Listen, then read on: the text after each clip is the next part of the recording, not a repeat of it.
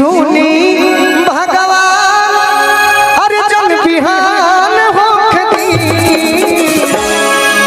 हेने आवा प्रिय तू ही नु कहत रहू आज राजा जी के कोरवे में जवान हो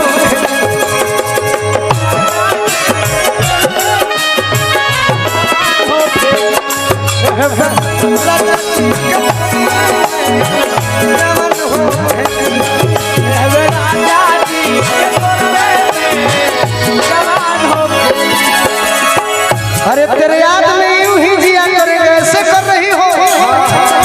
तेरे याद में यूं ही जिया करेंगे गम बर्दाश्त नहीं होगा तो पिया करेंगे अगर मर भी गए तेरे याद में तो यमराज के मोबाइल से तेरे मोबाइल पर मैसेज दिया करेंगे आज हो पहिला मिलन केकरा से मिलन भइल हम सब जानत हनी बाकी मंच बताई है नु कहे के भाव दे आज हो पहिला मिलन मिलन सजनी के सजना आज हो पहिला मिलन मिलन सजनी के सजना हम होंगे अब गुलाब नियन खिलल बा बदनवा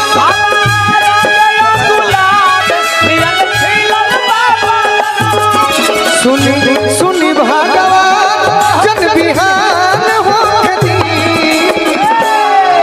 इनु प्यार भइल रोहन भैया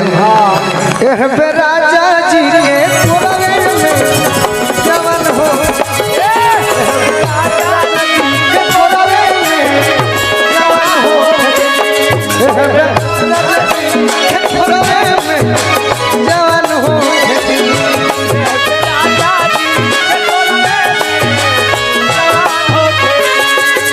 ये हमारे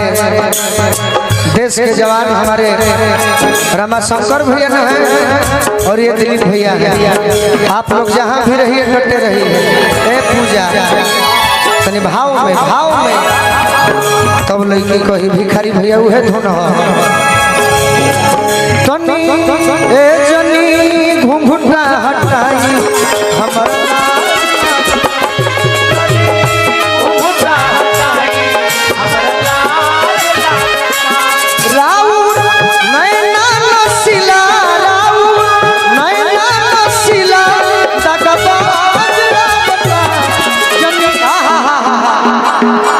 रोज दाढ़ी बनावे से दोसर थोड़े रोहन हो जाएगी बाकी आज दवा स्मार्ट लगता है मुकेश भैया की राऊ अरे नैना नसीला राऊ नैना नसीला तकबाज लगता जनी घुंघटा हटा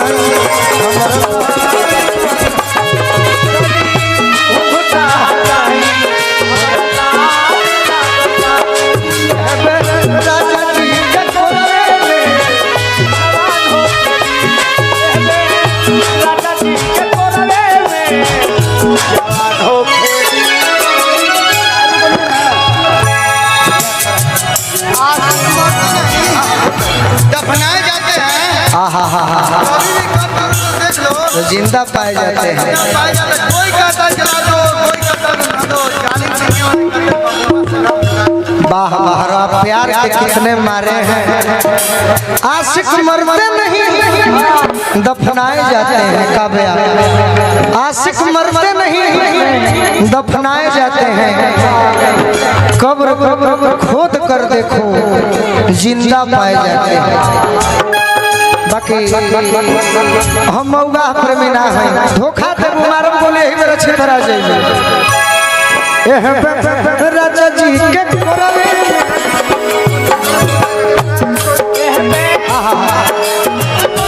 राजन भैया ये हमारे दिलीप भैया के सहपाठी कुणाल जी और सोनू जी ने पुरस्कार दिया है जहाँ भी हो बने रही लड़की को हथिया थनी मुर्गी मारो है राजा जी के उठावा में हमारे एक दिन 1.5 दिन भेंट भई 1.5 दिन 2 दिन ना